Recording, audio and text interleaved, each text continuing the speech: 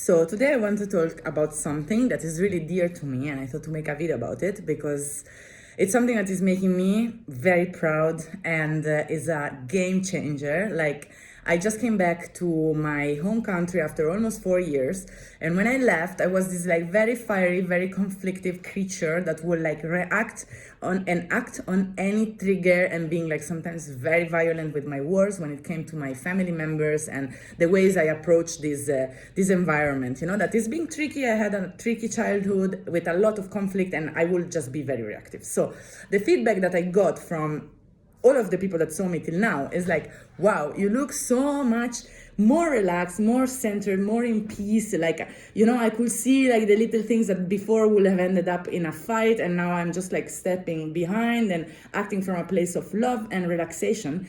And so I was thinking, like, what exactly happened? Yeah, of course, 3.5 years in India, I'm a woman now, but there is also like something very deep that switched in my brain, which is my attitude. And this refers to my stopping smoking. So I really think this had a very huge impact on my psyche, because stopping, we don't say quit smoking, we say stop smoking, because we don't like quitters. This is a very nice little advice that someone that stopped smoking gave to me, like, and it actually opened the door to let me understand the whole process behind it, because stopping smoking has much more to do with a lot of other things than just the mere fact that you don't use cigarettes anymore. It is changing the mind pattern, the behavior, the approach that we have to life. Like, it's much bigger than the simple cigarette, yeah? So I wanted to just make a video where I speak a little bit what I did different this time, because it's not the first time that I stopped smoking. And the last times I always failed, because I always came back to smoking. And also it has been much more hard than this time, much harder, proper English, yo. So what did I do different?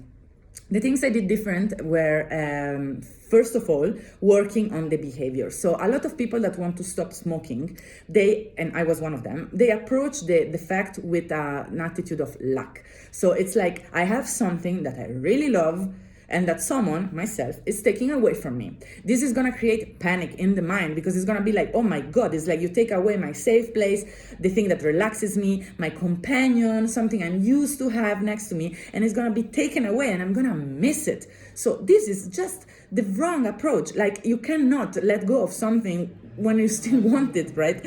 So as basic as it is, the first thing that one needs to change is telling to yourself that you're not removing anything. Like, you're not giving up something nicely. It's just you don't want it anymore. Like, it's the difference between being left and leaving. Yeah, hard both, but like in a bit different way. So yeah, I am deciding that I don't want this thing in my life. Why I don't want this thing anymore in my life? Well, it really smells bad. It really tastes bad.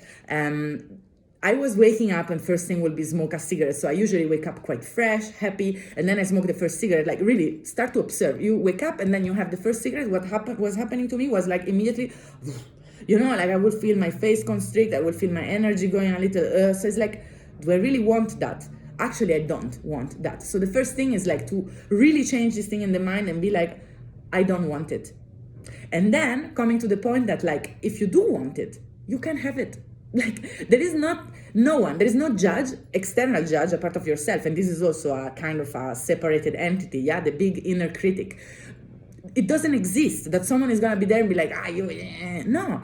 Like, it's no one is gonna judge you. If you really want, you can do it. As simple as that. If you want to start smoking again, you can start smoking again. And it's fine, you know. And this kind of flexibility was a game changer for me, because I'm a big extremist. And really, the first times that I stopped smoking, I was like, the cravings were so strong, and the fact that I felt like a loser for even just having a craving, or like if I happen to make a puff from a friend, I would be like, oh my God, my count of cigarette-free days starts from 0 again, and like I'm a failure, and how bad I am, and what is wrong with me. This is like a huge mental chatter that makes you even more nervous, and it makes you even more want to smoke, till the point that at one point I started smoking again, and I was smoking double the amounts of before. So what I did till now is like, I still have cigarettes. Sometimes. And it's not a real craving. It's not like, oh, I need to. It's just like, wow, I really feel like making a puff or two now. Usually I make a puff of two and I'm also like, well, actually I could have avoided that. So I'm approaching the process of like, I feel I'm still stopping smoking, you know, because here and then I make puffs. But then I try to make it with a way of like, okay, I decide right now that I want it and it's okay. And I'm happy about it. And then I'm actually realizing that I don't really want it. So this was very big, very, very, very big. And then, I had a lot of medicine work, and this was a game changer, like medicines. Like I had 4 ayahuascas in 2 months, and the third one was, this will be a video for another time, but like I had an entity, like my higher self, whoever, like this gorgeous thing with creepy, huge eyes, that came to me, and he wanted to bring me to the other side, you know, and at one point I was like, I don't want to go, I want to live, I'm a human, you know, I felt this wish to live so strong, you know. And this guy looked at me and was like, you really want to live? But what are you doing to yourself? Look. And he brought me in this room that was dark, and then I could see like X-ray style lungs that were my lungs, full of cancer and bubbles, and like they were blah, like this. And he's like, you want to live, but you are actually self-harming. I was like, wow. What a message am I giving to the universe, to myself, to my body? It's like, I do something that I consciously know is very bad for me, and I do it, and I keep doing it. What is this gonna attract in my life? It's gonna attract situations that harm me. Yeah, so like all the toxicity, the bad friendships, the bad boyfriends, the bad relationships, the bad work, the dissatisfaction. It's like, man, I am constantly, like at least 10 times a day, doing something that I know is very harmful, and I'm just using it and doing it over and over again. So this is not a message of love. This is not a message of abundance. This is not like telling to the universe, please be good to me. It's like actually telling to the universe, yeah, give me more, beat me up, man, you know. And honestly, since I stopped smoking, like, and I have this like love and self-love and self-respect, like this is what I have been attracting. It's what is coming in my life is abundance, is beauty, because I'm giving it to myself every day. My mental chatter changed so much since I stopped smoking. Like I used to wake up, look at myself in the mirror and think like, oh my God, I'm so ugly. Oh my God, my eye rings, my eye bags, my teeth. I don't know what the fuck, which I still have sometimes, you know, it's hormonal and we all have our little insecurities, but it's much less. It's like, I am proud of myself. I'm proud of myself because I made a very big step, which is choosing my health, choosing my beauty, my pleasure, my, you know, finding pleasure in another thing. And another thing that I wanted to say is it helped me also socially, because the beginning, it's a little more tricky. Like, I don't want to lie. You know, the first week or two is hard. So, okay, another trick I did, I started to use rapé, which probably is not the best. It's like a tobacco replacement. It's actually a medicine. And I used it, in a sense, then I want to admit, I used it as a medicine because it really helped me to stop smoking. So I replaced the cigarette with another ritual, which is good. Like, it's good. All of these people that preach like you need to go cold turkey and like be extreme, like is what I was saying before, it's just creating such an amount of stress that you're gonna be traumatized. So feel free to find another ritual. And you know, some people put on a lot of weight because they find the ritual in the food, but like, is as well, you can do it with, I did it with rapé and with sport. Like I had a craving, I would do push-ups or go for a walk, or like, you know, then maybe have a little sweet, it's okay. And then I was noticing, like, I go out with people and there is certain humans that I'm having lunch or breakfast with them, and I immediately feel I need something to hide behind. I need a cigarette. And then I was reflecting, why with this person A I have it and with this person B I don't? It's not about them, it's about me. I don't feel comfortable with person A, and that's why I'm insecure, and I need something that makes me feel cozy, and it's the cigarette. What I did is I decided, why should I spend time with people that make me feel uncomfortable, that make me want to hide behind something?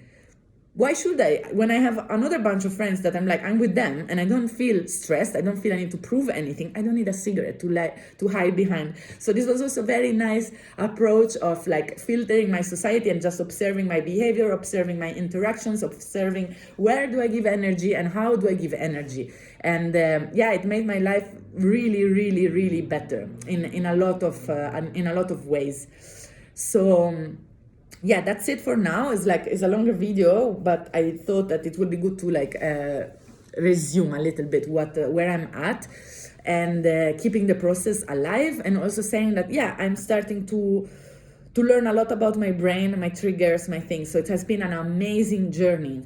Stopping, quitting again. Like, see, the brain is like, wow, what the fuck?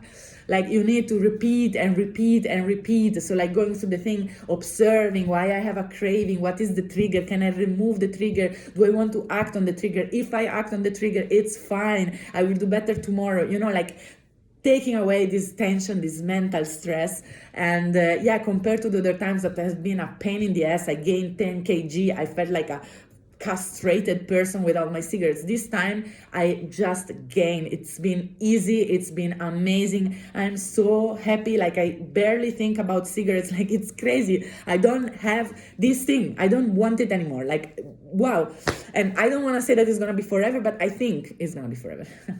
So maybe I'm being a little overconfident here, but I'm in Europe since only a week, so let's see. But no, anyway, so if you need help, or like if you want support, or you have questions or whatever it is, please don't hesitate to write to me. I will be super happy to share more insights and like to support and like having.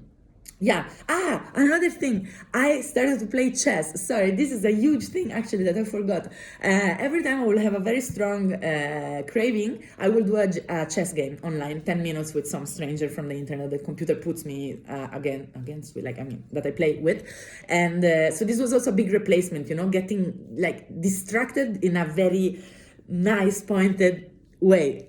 Give it chess. Chess saved me also. Chess, rapé, and like all of this beautiful journey with the plants and like, whatever. So if you need support, like, you know, maybe you have a craving, you want to write, whatever, I'm here. I'm open. I would be super happy and honored to like support the journey of others, because it is really, really a game changer on the big universal scala. With a lot of love. We talk soon.